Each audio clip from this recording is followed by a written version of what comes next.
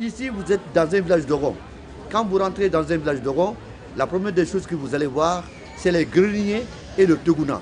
Les greniers et le Tuguna sont les bâtisses les plus élevées dans un village d'Oron qui expliquent, si vous voulez, l'existence ou la présence d'un village. C'est comme si vous êtes dans un endroit où le phare vous indique la présence d'une mer ou d'un océan. Vous allez dans un village d'Oron, vous allez rencontrer des artisans, des hommes qui vont travailler avec leurs doigts. Parmi ces artisans, nous avons le tisserand qui tisse le coton. Chez nous, le coton est vénéré. L'homme cultive le coton, mais c'est la femme qui file le coton. Quand la femme file le coton, l'homme peut encore le tisser. Il y a des métiers qui sont exercés chez nous par caste. Il y a des métiers que tout le monde ne peut pas faire. C'est la forge, c'est la poterie, c'est la cordonnerie. Ce sont des castes, des hommes nés pour ça qui le font. Mais par contre, le tissage, la sculpture, la teinture végétale, tout le monde doit pouvoir le faire.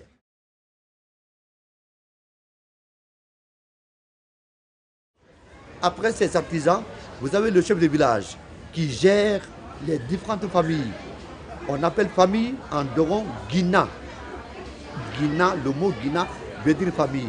Chaque chef de famille est un chef de Guina. Le matin, pour gérer un village, le chef de village, au Tuguna, il fait venir tous les chefs de Guina. Et on leur demande qu'est-ce qui va devenir aujourd'hui, comment la journée sera passée aujourd'hui. Vous avez parmi les chefs de Guina des gens qui font la géomancie, qui travaillent, qui interrogent le sol, qui interrogent les traces du renard. Je ne sais pas si vous avez entendu parler du renard. C'est des traces qu'un animal qui est aussi gros que le rat habite dans les grottes. Le soir, il vient devant son antre, il mange les arachides, il mange le haricot, des objets qu'on a laissés dans des carrés tracés dans le cercle. Et les pattes, les traces qu'il laisse dans les carrés, tout en mangeant les arachides, on essaie de déceler le nombre de pattes qu'il laisse dans chaque casier. C'est des casiers d'amour, des casiers de voyage, des casiers de succès, des casiers d'instruction. Et on essaie de voir dans quel casier il y a eu autant de traces abandonnées par le renard. Et ainsi, on essaie de prédire l'avenir de l'homme là même qui interroge l'augure.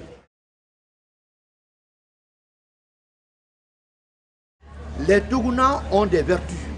Pourquoi le Tuguna dans le village? Je vous avais dit tout de suite, avant qu'on ne vienne ici, que les vieux sont là, tout en regardant les femmes qui passent dans la maison des clans. Donc tous les Tuguna sont bâtis non loin des maisons des clans, afin que les vieux puissent observer les femmes qui rentrent et qui sortent de la maison des clans. Le Tuguna a une autre vertu, c'est le partage. Quand vous êtes étranger, vous venez dans un village, vous ne savez pas où aller pour manger, vous restez sous le Tuguna et les maisons qui sont autour de vous doivent vous donner à manger. Quand, à l'approche du hivernage, vous tombez malade, vous n'avez pas pu s'aimer votre sang, vous n'avez pas pu travailler, à la récolte, vous venez avec votre panier à côté du Tuguna et tous ceux qui passent avec leur récolte doivent vous donner un peu de leur récolte parce que vous n'avez pas pu travailler. Voilà pourquoi on dit que le Tuguna est un lieu de partage. Le Tuguna est un lieu de refuge. Il protège l'enfant qui est égaré, qui ne connaît pas retrouver son chemin de retour, il va sous le Tuguna. Il est dit que sous le Tuguna, le sorcier ou le malfaiteur ne rentre pas. Parce que dès la conception du Tuguna, le Tuguna étant un lieu de culte où le mal est effacé, où l'esprit même du mal est effacé.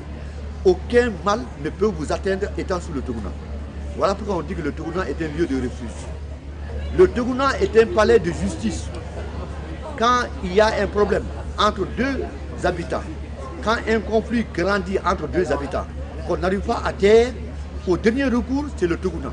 Et pour aviser aux gens qu'il y a un palais de justice, qu'il y a une audience, il y a un symbole, on attache un mouton au pied du Tuguna, afin que les gens qui passent et qui rentrent dans le village sachent qu'aujourd'hui, il y a quelque chose au Tuguna. Maintenant, quand tout le monde prend place, celui-là qui accuse, celui-là même qui accuse, il est le premier à faire le rituel. Il prend un balai, il balaye la rentrée du Tuguna et il pose un œuf sur la partie balayée. L'autre qui est accusé, qui dit qu'il n'a pas fait le mal à celui-là, s'il jure qu'il n'a pas fait le mal, il est sûr qu'il n'a rien fait, il prend l'œuf, il le casse sur la partie balayée. Et dès le moment qu'on a cassé l'œuf, les vieux ils sortent, ils égorgent le mouton, on partage la viande entre les enfants.